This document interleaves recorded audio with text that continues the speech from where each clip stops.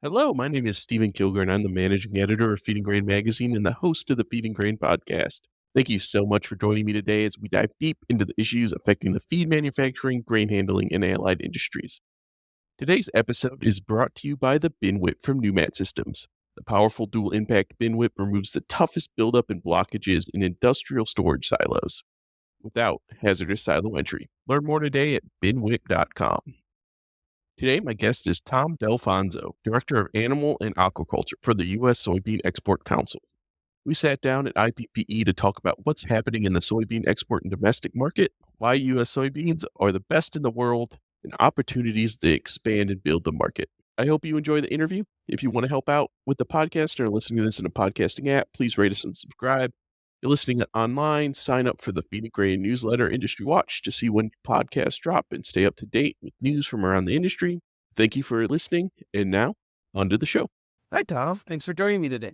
Hi, Stephen. Great to be here. We're recording live from IPPE, which is always fun. But for anyone who might not be, can you mind telling me what you do with the industry? Yeah, this is your place. Absolutely. I'm the Worldwide Director of Animal Utilization and Aquaculture for the U.S. Soybean Export Council.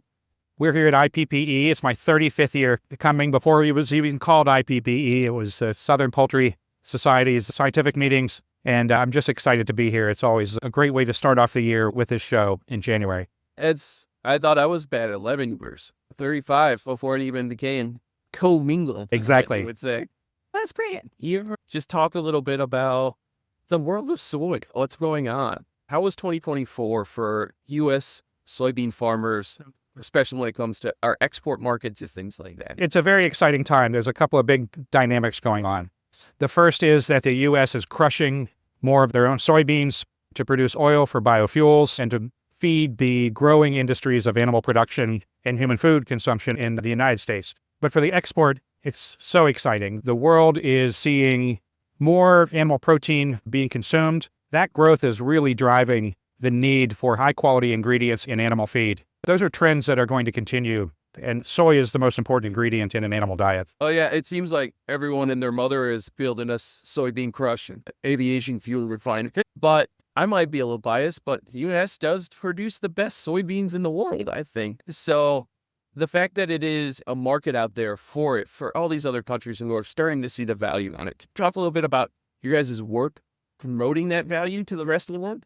Absolutely. And I always like starting the story with the U.S. soy farmer. These are family-owned farms that have been in the family business for generations.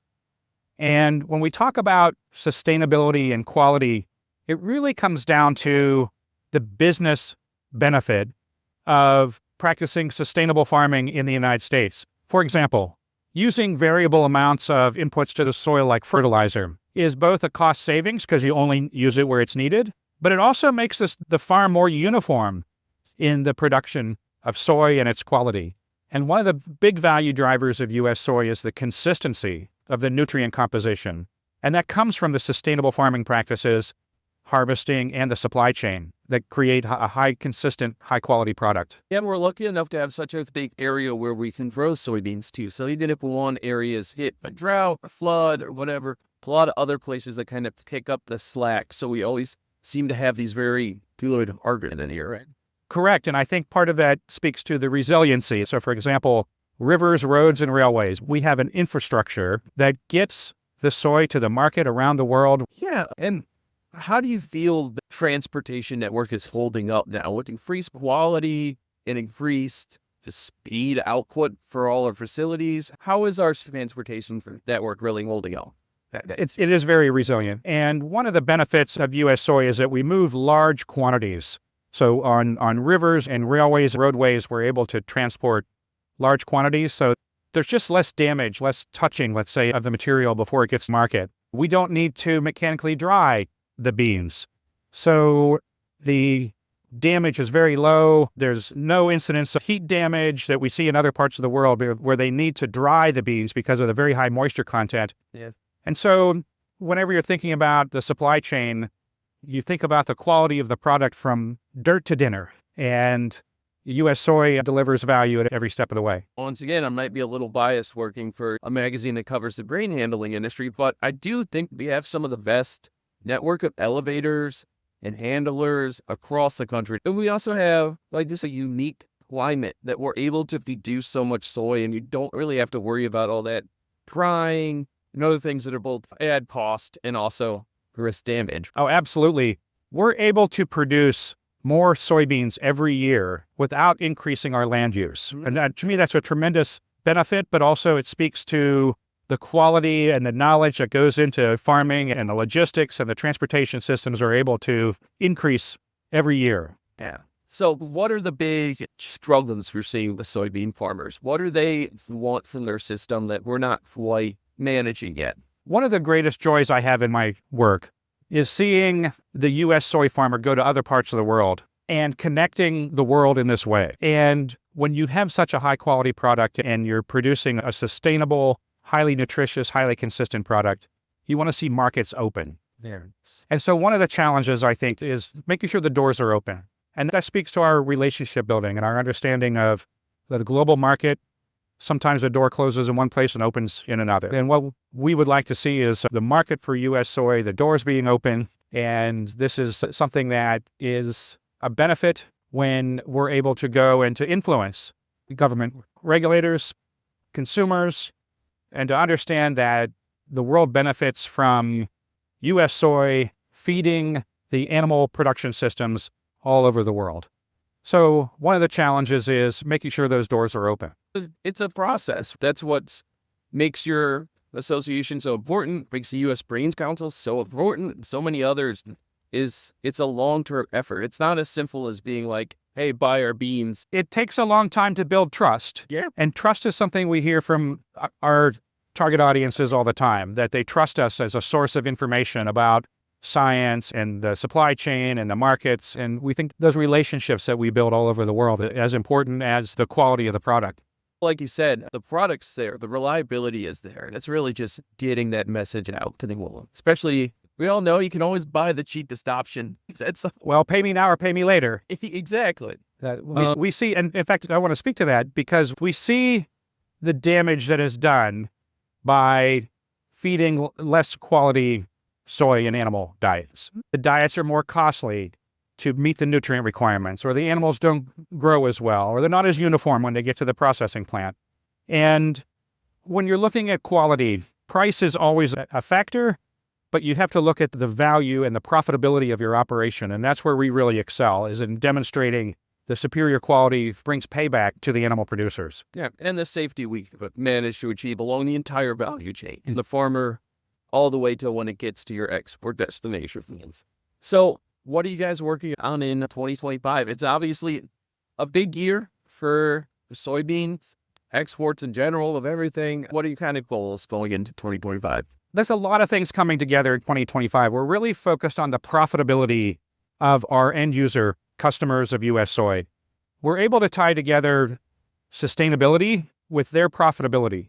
For example, we're finding that poultry producers and aquaculture producers are labeling their products as having been fed with sustainable U.S. soy. This creates new markets for their products. It's very exciting to see, for example, aquaculture. This industry is transformational. There's very few industries that are transformational, to tell you the truth.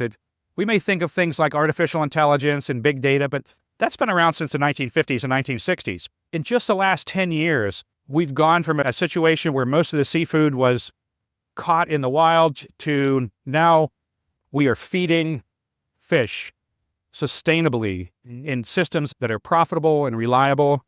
And this is truly transformational. Now, most of the seafood that we consume are fed and produced in aquaculture production systems. And we're playing a big role in understanding not just the nutrition of animals that weren't really fed before, and the production systems to produce soy-optimized feeding systems for the aquaculture production systems around the world. Yeah, aquaculture is one of those industries that I feel just is a no-brainer. There's probably people out there that don't like it or for whatever reason, but it is safer, sustainable for our oceans. My cat personally only likes real tuna-flavored stuff. So I had to look up, like, can I feed them this every day without giving him mercury poisoning? And that's something you could do because we have an aquaculture system. We're monitoring the health and the performance of the animals we feed, whether it's fish or chickens, all over the world.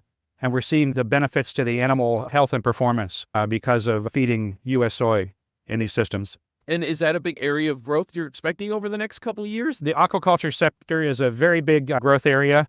And I think the other is our understanding of the health benefits of soy in human and animal diets. Just wonderful compounds like isoflavones and anti-inflammatory and immune regulation are all benefiting from having soy in our diet as humans or in animals. And so we're really turning the science into profitability for our end users. Great. Anything else you would like our readers to know about? I can't say too much I think it all comes back to the U.S. soy farmer.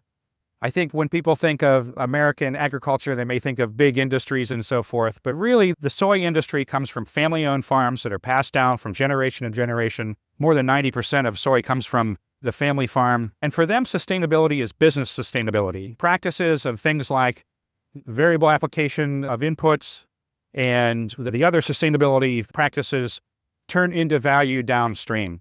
And so we're tying together the value across the supply chain. We're talking to growers, we're talking to our partners in logistics and the supply chain, to the traders, the nutritionists, the feed mill managers, the animal production systems, and we're asking them, what value is U.S. soy in your business? And we're hearing that it is a very important part of the profitability of their operation, and that the consistency and the quality are what they expect and they see in U.S. soy. Sustainability is obviously that other big issue for the entire value chain. It has been nice to see more and more companies, government programs, all encouraging soybean farmers to adopt sustainable practices, which is good for everybody. I never met producers, I don't care if my soil can last to the next generation. They all want to do it. They all want to produce better.